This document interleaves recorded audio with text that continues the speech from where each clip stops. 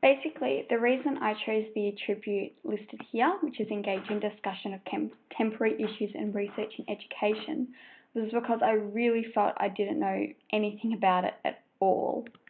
As you can see, I've rated them all, which would have seen in the Prezi I have up on my website. But you can see I've rated them all basically out of 10 on how much I know. And you can see that engaging discussion of contemporary issues and research in education was really low.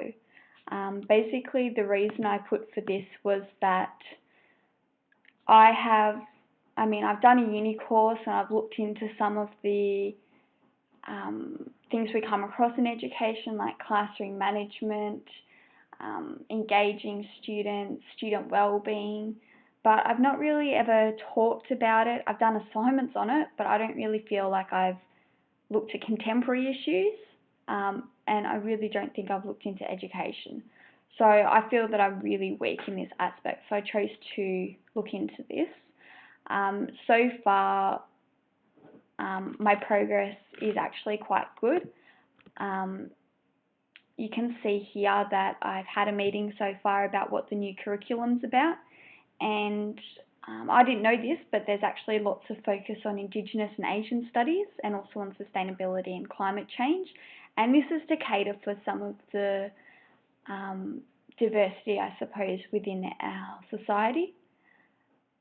It's based on the Melbourne Declaration of Educational Goals for Young Australians, which I hadn't come across until recently, but it basically has 3 things the government want to meet with the new curriculum, which is close the gap for young Indigenous Australians, so you can see heavy on Indigenous studies matches that, and targeting disadvantaged students and students from low socioeconomic communities.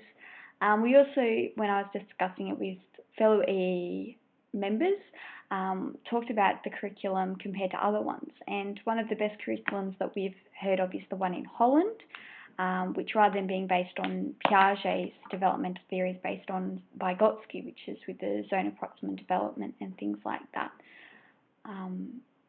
But really in Australia we're much too varied a population to do that, so it's not suitable. So I guess the government is trying to cater for a more diverse clientele. And also compared with Australia, other countries have a lot more in vocational training, so I'm hoping to look into that a little bit more and see what the new curriculum has to do with that. Also, I've been reading some articles that have been released, so this is looking at current issues in education. Just yesterday I looked at how arts is now a very big part of the new curriculum.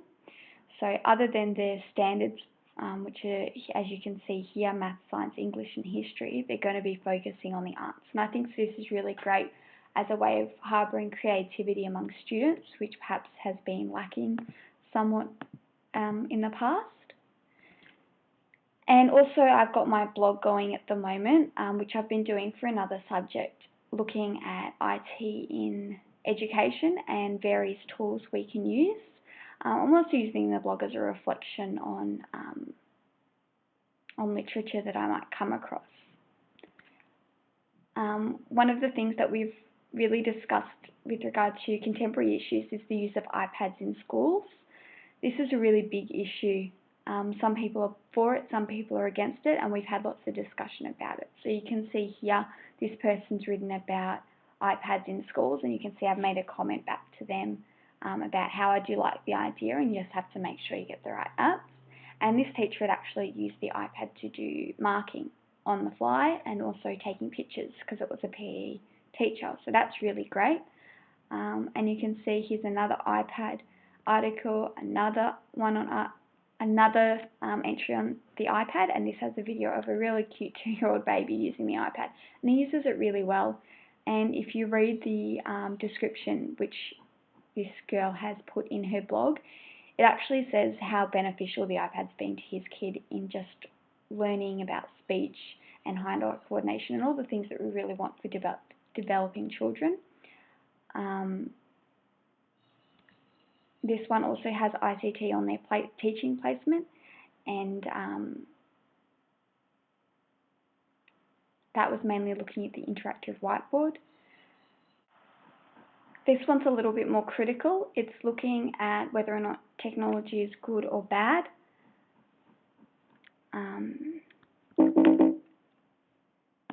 And it actually says that they didn't get to come across iPads, which is a shame. In lots of schools they don't have them at the moment. Another article about iPads in the classroom.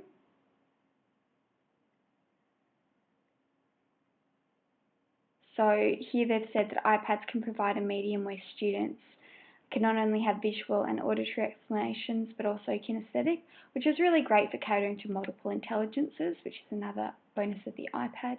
I won't go through them all, but as you can see, there's lots more we've had. This is a program at Acacia College using iPads and getting parents involved, which is really great, and another one on iPads in the classroom.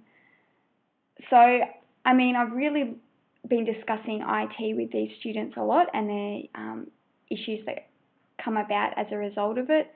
So there is some problems with people overusing technology, and there was an article on that I commented on Christy's blog. See if I can... Yep, she put an article here, Technocentrism, which is basically just saying, is it useful to use IT or not? And I commented on this saying that I really agree with her. It's really easy to use technology just because it's there, even though it's not actually benefiting the learning. And I try to use it in more of a thought-provoking way. So that's what I've looked at so far, but I don't feel that I've done much more than that, but I have had a lot of development looking at the issue of technology in the classroom, and now I'm hoping to get a bit more of an idea of what the new curriculum is about. So those are the two issues I'll be looking at for the rest of the semester.